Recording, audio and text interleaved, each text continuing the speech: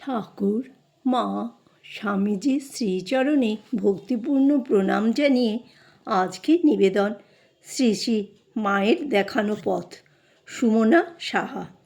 গৃহিণীর যে সমস্যাগুলো সে যুগেও ছিল, এ যুগেও আছে, সে সমস্ত সমস্যার সমাধান রেখে গিয়েছেন শ্রী শ্রী মা তার সমগ্র জীবনব্যাপী। গৃহপরিবারে অমুকের স্ত্রী এবং তমুকের মা, এই দুটি পরিচয়ের বাইরে একজন গৃহিণী নিরাপত্তাহীনতায় ভোগেন, সে প্রাচ্যে হোক বা পাশ্চাত্যে। বৈধব্যকে শ্রী শ্রী মা কখনো হীন পরিস্থিতি হিসেবে স্বীকার করেননি। মানুষকে আধ্যাত্মিক চৈতন্য লাভের পথে এগিয়ে দেওয়ার, স্বামীর অভীষ্ট পূর্ণ করার ব্রত নিয়েছিলেন তিনি। নিজেকে বিধবারূপে চিহ্নিত করার জন্য তিনি কখনোই বেশভূষা পরিবর্তনের বা কেশ বর্জনের প্রয়োজনীয়তা বোধ করেননি। সেটি ছিল তার প্রত্যক্ষ অনুভূতির আলোয় পাওয়া দৃঢ় বিশ্বাস, শ্রীরামকৃষ্ণ মৃত্যুহীন। কিন্তু সেকালে পল্লীগ্রামে এই বিশ্বাসে স্থির থাকাই ছিল এক যুগান্তকারী বিপ্লব, যার প্রতিষ্ঠা তিনি করে গিয়েছেন নীরবে, যা লক্ষ লক্ষ বিধবা নারীকে সাহায্য করে চলেছে আজও। সর্বজনীন মাতৃত্বের আদর্শ। তথাকথিত জীববিজ্ঞানের ভাষায় শ্রী শ্রী মা কোনো পুত্র বা কন্যার জন্ম দেননি, এ কথা সত্য, কিন্তু প্রত্যেক শিষ্য ভক্ত সন্তানের প্রতি তার মাতৃস্নেহের অমীয় ধারা এমনভাবেই ঝরে পড়ত যে তার সাক্ষাৎ প্রার্থী হয়ে আসা সকল ভক্ত সন্তানের বোধ হতো, আমি আমার মায়ের কাছে এসেছি। তিনি অবিসংবাদীভাবে হয়ে উঠেছিলেন সকলের মা। সকল সন্তানের কল্যাণের জন্য তিনি সদা সর্বদা প্রার্থনা করতেন এবং আশ্বাস দিতেন, মা বলে আমাকে যে ডাকবে তাকে রক্ষা করতে আমাকে আসতেই হবে। মা বলে কেউ এসে দাঁড়ালে তাকে ফেরাতে পারবো না। যখনই দুঃখ কষ্ট আসবে জানবে আমার একজন মা আছেন। তার এই বাণী সন্তপ্ত প্রাণে শান্তি দেয় আজও।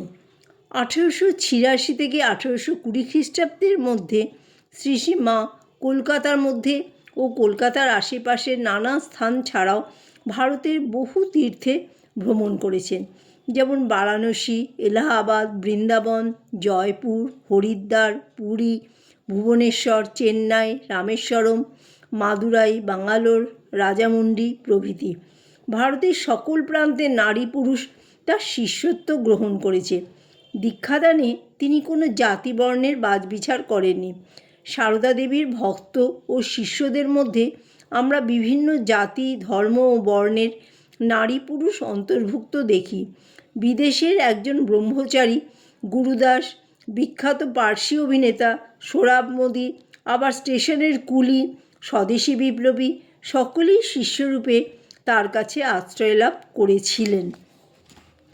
ভারতীয় সাংস্কৃতিক বৈচিত্র্য তিনি উপভোগ করতেন এবং ভাষা না বুঝলেও তিনি আদব কায়দায় প্রশংসা করতেন। উভয় পক্ষেই প্রাণের ভাষার আদান প্রদানে কোনো বাধা ছিল না। আজকের গৃহিণীরা অনেক জায়গায় বেড়াতে যাওয়ার সুযোগ পান, তারা এই বিষয়েও শ্রী শ্রী মায়ের জীবন থেকে পাঠ নিলে হৃদয়ের প্রসার ঘটাতে পারবেন।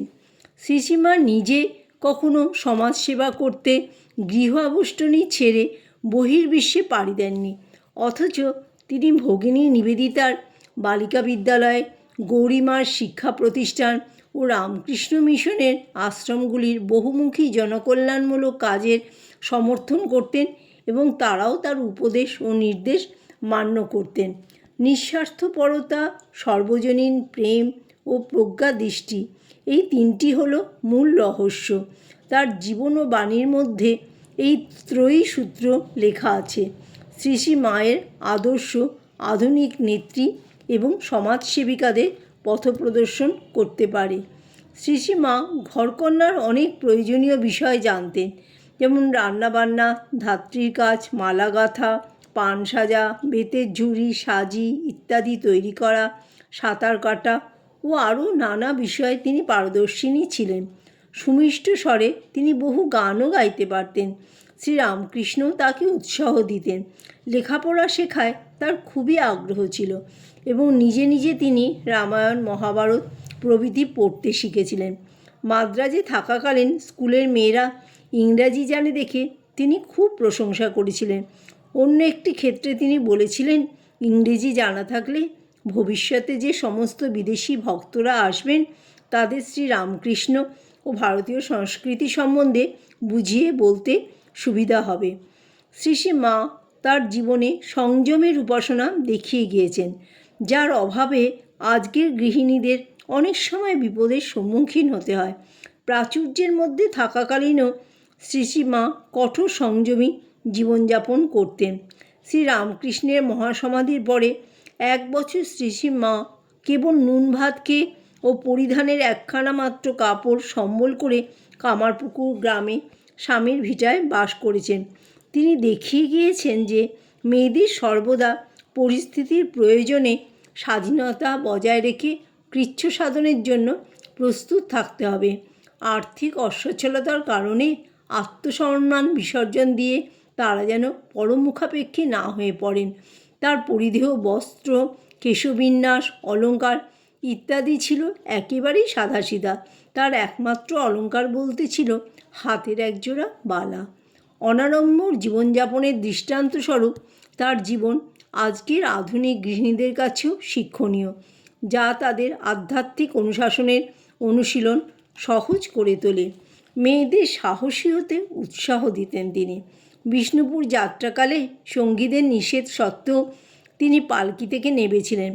রাস্তার ধারে একটি দোকানে কয়েকটি গুন্ডা প্রকৃতির লোক দাঁড়িয়েছিল, কিন্তু রাধুর জলতেষ্টা পেয়েছিল বলে তিনি সেখানে নেমেছিলেন। তিনি উদাহরণ দিয়ে দেখিয়ে গিয়েছেন কীভাবে পবিত্র জীবনযাপন জাত অন্তর্নিহিত শক্তির বলে বিরুদ্ধ পরিস্থিতির মোকাবিলা করা যায়। তেলোভেলোর মাঠে তিনি একাই ডাকাত দম্পতির মুখোমুখি হয়েছিলেন। উন্মাদ হরিশকে কাবু করে মাটিতে ফেলে দিয়ে চড় মেরে তার গাল লাল করে দিয়েছিলেন তিনি। পরে সে তার দুষ্কর্মের জন্য অনুতপ্ত হয়েছিল। আজকের দিনে যে সমস্ত কর্মরত মহিলা পথে ঘাটে নিগ্রহের এবং কর্মক্ষেত্রে অশ্লীল আচরণের শিকার হন, তাদের জন্য এটি একটি দৃষ্টান্তমূলক শিক্ষা। শ্রী সারদা দেবী তার জীবনে এও দেখিয়ে গিয়েছেন যে একজন নারী একই সঙ্গে নিজের পরিবার, সমাজ তথা বিশ্বের সেবা করার মাধ্যমে মানুষ লোকে বিশ্বজনীন হতে পারে। কোনো একটির খাতিরে অপরটিকে ত্যাগ করার প্রয়োজন হয় না। এটি গৃহস্থ সন্ন্যাস বা অন্তঃসন্ন্যাসের প্রকৃষ্ট উদাহরণ। শ্রী শ্রী মা এই অর্থে আদর্শ গৃহিণী। তার ছাঁচে নিজেকে ঢেলে নিয়ে প্রত্যেক গৃহিণী হয়ে উঠতে পারেন ঘরে বাইরে সকল নারীর আদর্শ। জয় মা শারদা।